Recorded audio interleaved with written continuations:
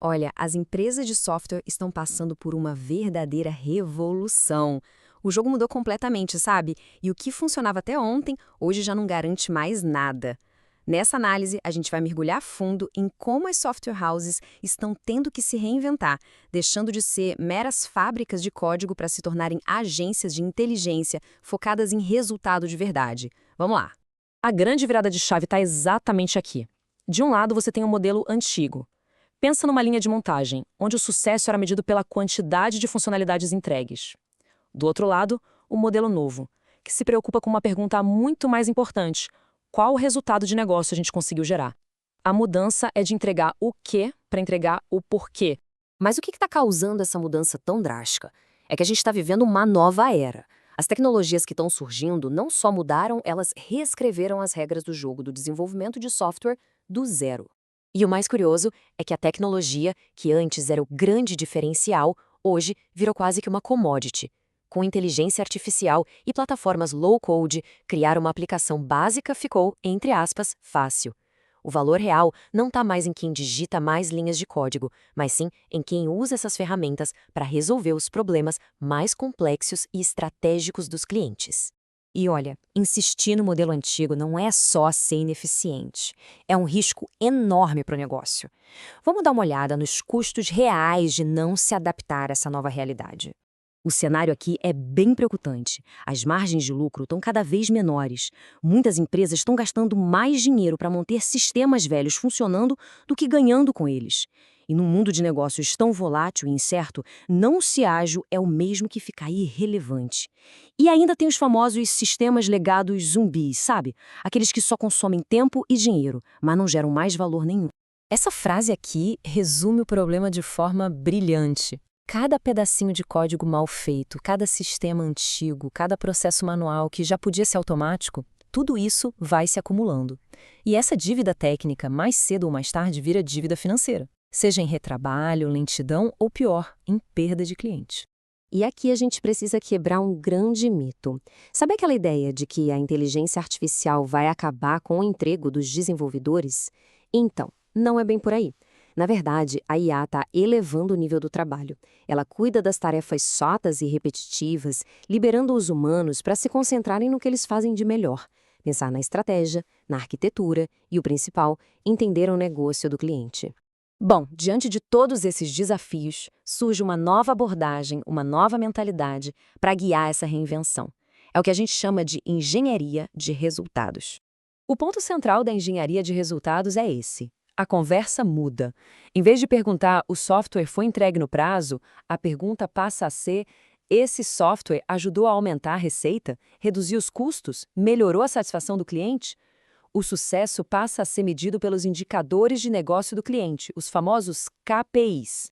E essa nova abordagem se apoia em 3 pilares. O primeiro é o suporte, que deixa de ser só um apaga-incêndio para se tornar uma fonte de insights, usando os dados do dia a dia para entender as dores reais dos clientes. O segundo pilar é o desenvolvimento, que agora é acelerado pela IA, garantindo mais escala e qualidade. E o terceiro é o growth, o crescimento, que para de focar só em trazer cliente novo a qualquer custo e passa a se concentrar em reter os clientes atuais e expandir as soluções dentro deles, o que é muito mais lucrativo. Tá, mas como colocar isso em prática?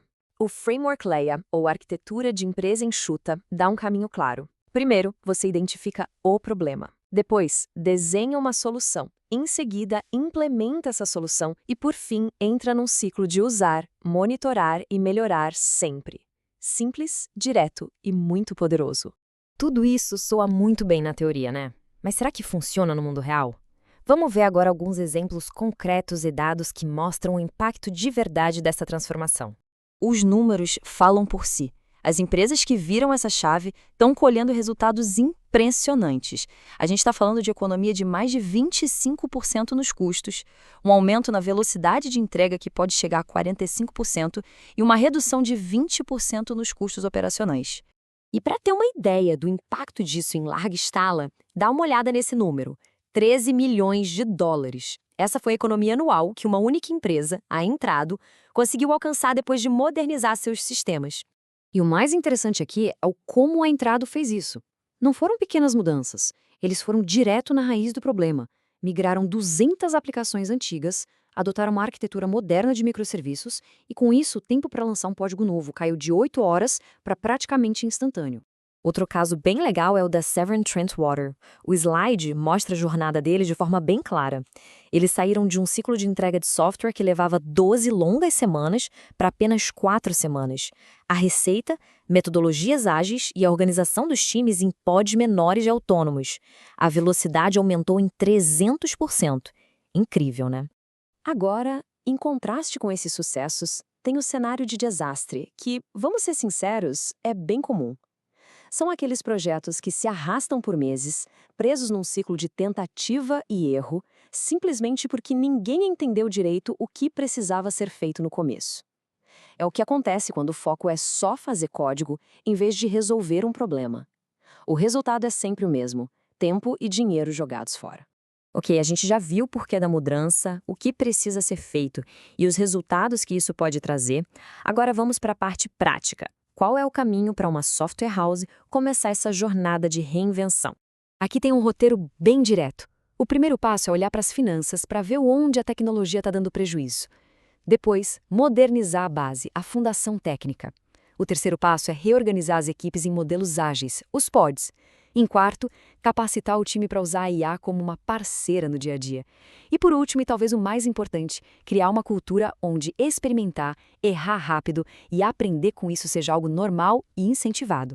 E para a gente fechar, fica essa reflexão. No fim das contas, a pergunta que todo líder de uma empresa de tecnologia precisa se fazer hoje é essa: a gente está aqui construindo linhas de código ou construindo resultados de verdade para os nossos clientes e para o nosso negócio? A resposta para essa pergunta vai definir quem fica e quem sai do jogo.